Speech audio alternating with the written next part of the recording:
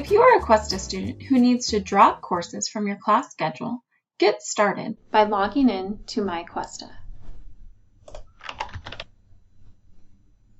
Then, scroll through the list of icons and select Student Self-Service. Then, from the Student Self-Service main page, select Register for Classes in order to view and manage your class schedule. Select a term and then continue.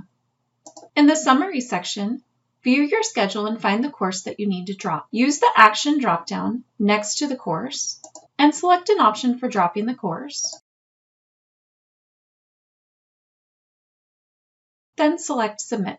After you select Submit, you will see that the status changes to deleted. The status will change depending on the election you made to drop. For example, if you drop the course after the course begins, you may see a drop withdrawn option, and the status would change to withdrawn. Be sure to select the name of the course to view drop deadlines. If you deleted the course, select Submit again to remove the course from the list you are viewing.